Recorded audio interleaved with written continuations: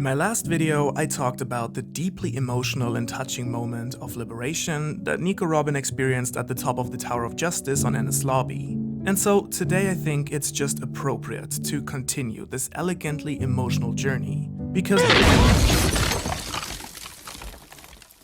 Oh, sorry, I think I just played the wrong clip here. As I was saying, what makes Robin's character feel so vulnerable and gentle is the...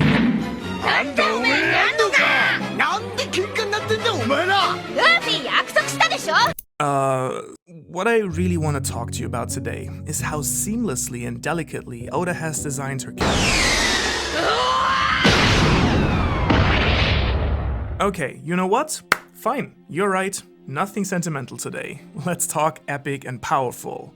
Let's talk about Blackbeard and why his infamous speech on Jaya sets him up to be my favorite villain in One Piece.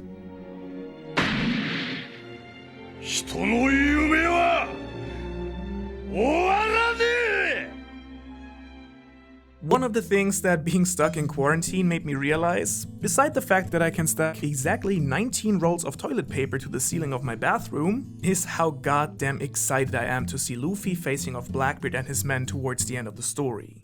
But at the same time, I'm also incredibly scared what Blackbeard might do to Luffy before they can face off in battle, like kidnapping Robin or killing off Shanks, and I slowly started going down the rabbit hole of all the Blackbeard theories out there and what he might end up doing in the story.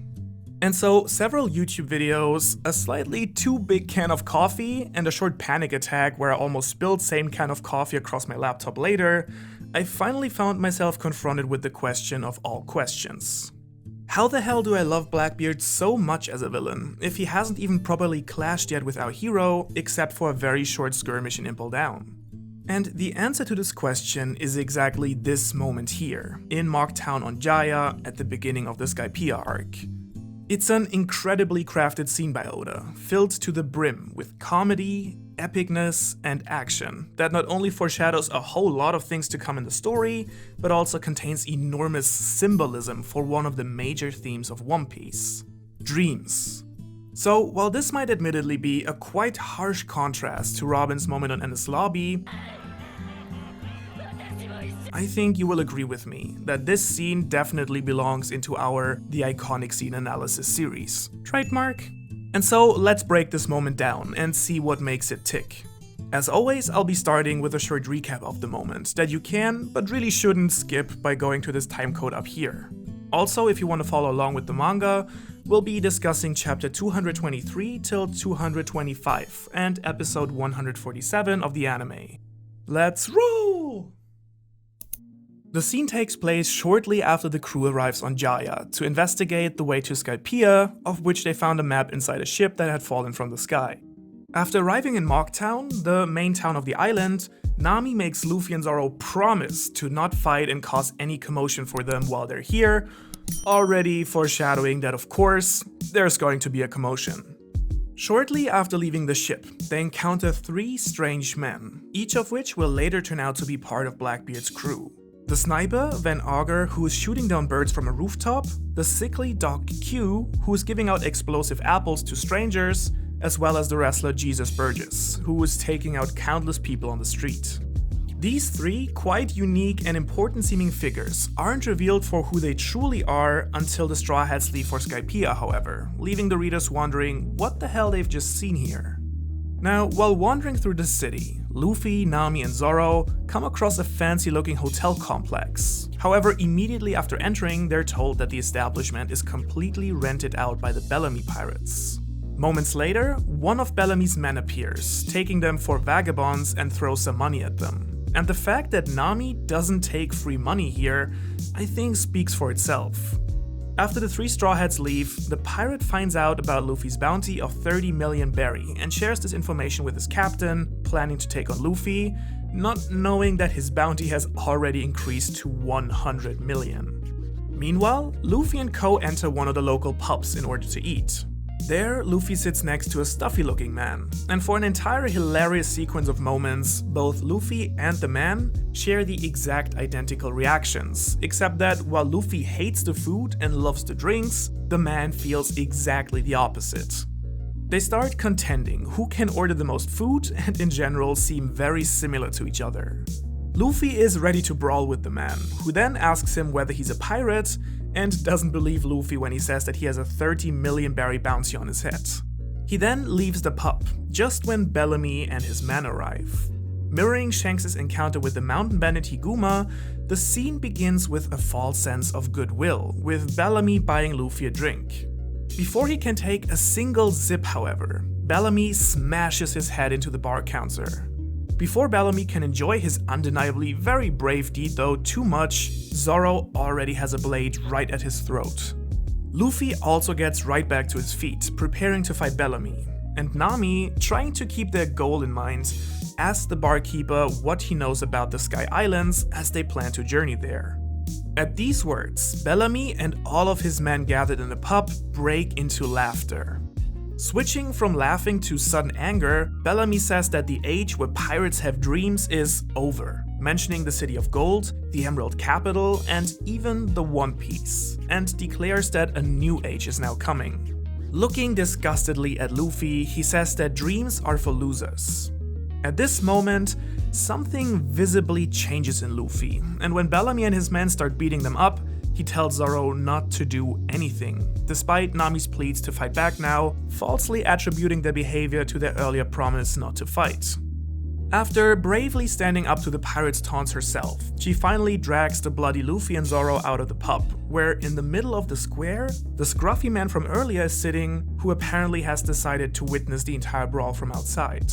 He shouts at them that the Sky Islands are real, and tells Nami that Zoro and Luffy have actually just won this fight. In this moment, Luffy remembers Shanks and Ace and their expectations in him to become a great pirate. The man meanwhile continues his epic speech, saying that the age where pirates can dream is not ending because a man's dream never ends. While the people around him laugh at him for being a madman, Luffy and Zoro stare back at him without saying a single word. He tells Luffy that the road to the top isn't easy, and that on the way there you will always come across people who aren't worth your fist, and that he hopes they will make it to the Sky Islands. Without any response, the Straw Hats leave, and when Nami wonders who the hell this was, Luffy and Zoro respond that it probably wasn't him, but them. And later on we find out that this man was indeed Blackbeard, and that just like Bellamy, he now has chosen Luffy as his new target, however for the exact opposite reason. Okay, so let's dissect this bad boy of a scene. If you didn't yet get yourself a cup of coffee, or tea, or you need a refill, make sure that you're well supplied and make yourself comfortable, because there is a lot to talk about in this video. While this scene does a very solid job in terms of body language, framing, etc., what makes this scene truly stand out as an iconic One Piece moment in the Iconic Scene Analysis series, trademark, is the enormous amount of symbolism it carries. So in this analysis, I will focus heavily on this aspect and mention other noteworthy elements as we go along. Okay. So, before we dive into the two heavy themes of dreams and dichotomy here, there is one small symbol I want to talk about first, as a sort of warm-up if you want. Mocktown. Oda uses the name of the city here as a symbol for the storyline itself, as Luffy, Zoro and Nami are being mocked for their dreams by Bellamy and his men, and Bellamy is in turn mocked by Blackbeard for not having a dream in the first place. Oda loves to play around with location names like this, where for instance Loketown refers to the words prologue and epilogue, as Roger's journey started and ended here, and it also marks the endpoint of the Straw Hats prologue in the East Blue before entering the Grand Line. And, careful, very smooth transition incoming, of course Luffy enters the Grand Line to fulfill his dream of becoming the freest man in the world and find the One Piece. Nailed it! Okay, let's talk about a man's dream. Or a woman's dream, I guess? Actually, small fun fact, when you read the Japanese original, Blackbeard simply says, Hito no yume wa owara ne, literally meaning a person's dream never ends. So, depending on the translation you've read, I might have just blown your mind. Or not. Moving on. I hope we're all on the same page when I say that dreams are one of, if not the biggest theme in One Piece. It's for sure the theme of Luffy and his crew, and it also seems to play an important role for the members of the D family, a topic that I think deserves an entirely separate video on its own. Dreams are the underlying driver of this entire scene here on Jaya, and play an enormous role in all the major events surrounding it. So let's start with Luffy's encounter with Bellamy and his men first. The fundamental question in this moment is, why do Luffy and Zoro not fight back here? Well, the easiest answer would of course be that they promised Nami not to cause a commotion, and they simply want to stay true to their promise. However, Luffy was clearly prepared to brawl with Blackbeard over nothing more than food earlier, and if we look at this panel here, after Luffy gets back up, he also clearly is ready to fight Bellamy, just as Zoro's ready, having his sword already at Bellamy's throat. However, after he and his men laugh at Nami for asking about the Sky Islands and claiming that the era where pirates can dream is over, and that fantasies like the Golden City or the One Piece are not worth pursuing, Luffy suddenly seems to lose interest in him. Why then was Luffy ready to fight Blackbeard, but not Bellamy? Now, you might be tapping your fingers thinking, Ohara my man, obviously Luffy didn't fight him because Shanks didn't fight the bandits either back in Fuchsia Village. And I think you're definitely right in that this moment with Shanks plays an important role here. However, I think there's a lot more to it. The reason that Shanks didn't fight back against Higuma and his men was his pacifistic philosophy that basically goes something like this. If there's no need to fight and no imminent danger to my life or that of my friends, there is no need for violence. Shanks was obviously light years out of Higuma's reach, and as long as he only tried to humiliate him, there was no real reason to respond to this and lower yourself to their level. The same goes for Luffy in this situation. He knows that he's stronger than Bellamy, which he also proves later on in the story, and even though he and Zoro actually get physically harmed, Bellamy wasn't standing in the way of Luffy's goals or had hurt any of his other friends, at least yet. And so there was no real need to fight back here. Only when Bellamy beats up Mont Blanc Noland and takes away his gold, does Luffy come back and beat Bellamy with one single punch, just as Shanks took out all of the bandits once they laid a hand on Luffy. Of course, Luffy wants to become a great pirate, just like Shanks and Ace.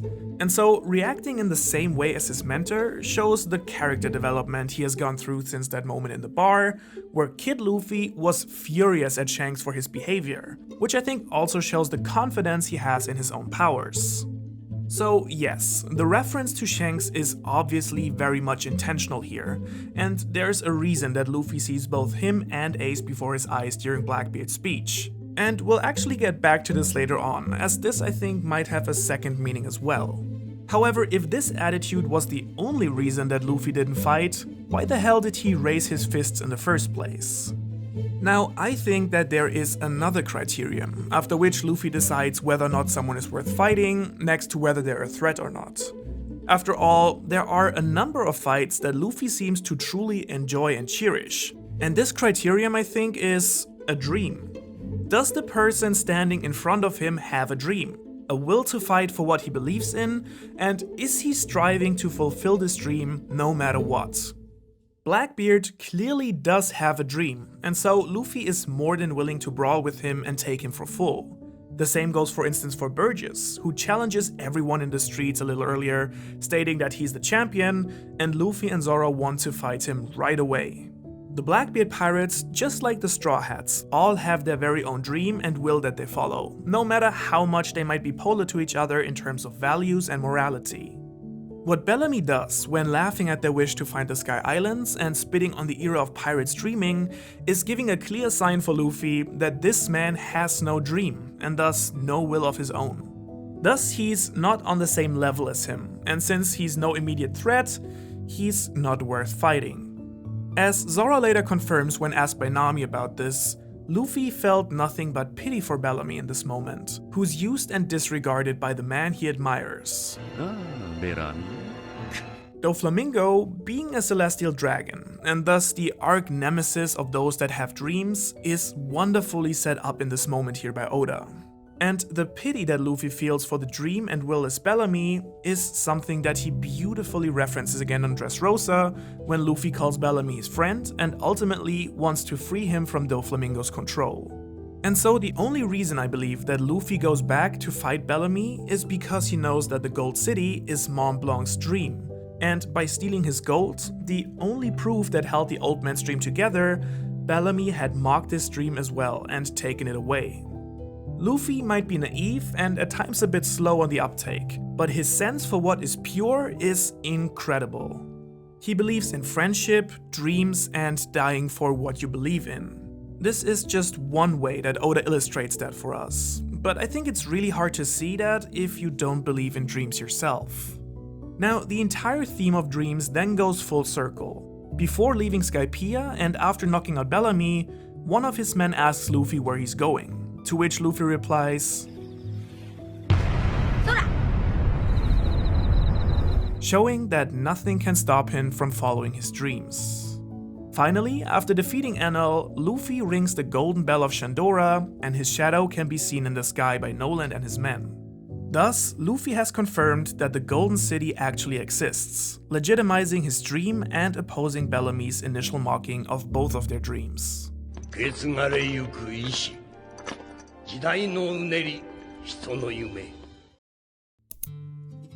Okay, let's talk about Blackbeard. As you might have realized, Blackbeard directly references Roger's last words here with his speech.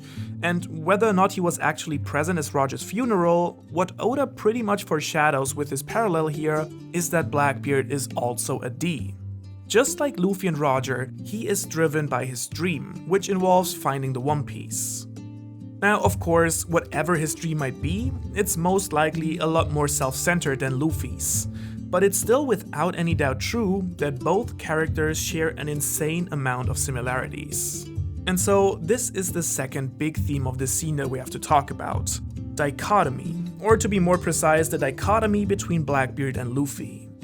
Let's look at their very first encounter in the bar. When both of them are eating, one loves the pie and hates the lemonade, whereas the other thinks the contrary. It just shows how perfectly opposed they are. They think the same way, but have perfectly opposed points of view on what's good and what's bad. The framing here wonderfully supports this impression, as both are shown side by side for several panels, and it seems very deliberate by Oda, who's basically telling us here, yeah, these guys are gonna be rivals. Blackbeard's character is what writers call a foil, a character who shares many of the same traits and characteristics as the main character, but differs in some critical ways, and is usually set against him. Luffy and Teach are similar in many core ways, and started their journey in similar fashions.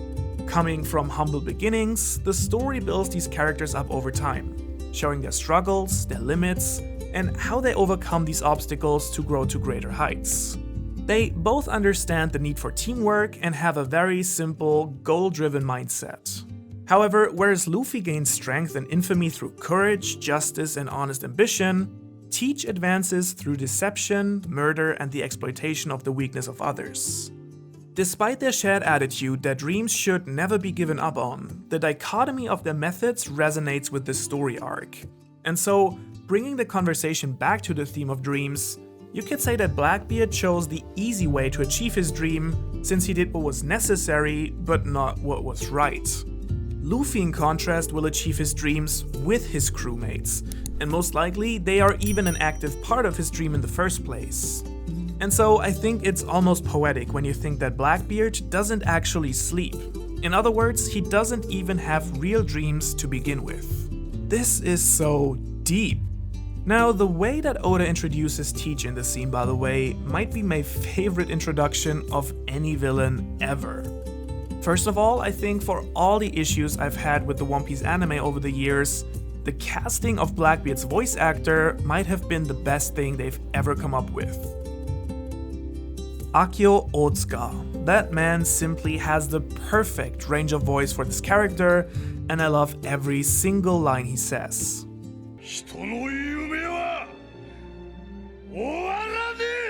And the way that the iconic panel itself simply blows out the entire background and noise around them, focusing solely on Blackbeard opposing the three Straw Hats, is wonderful visual foreshadowing for the future conflict between the two, but also for the similarities between them. And speaking of foreshadowing, the way that Luffy sees Ace and Shanks before his eyes makes me wonder whether this is some sort of foreshadowing as well. Ace has already been taken out by Blackbeard, and Shanks also has a special relationship with him. Just some food for thought here.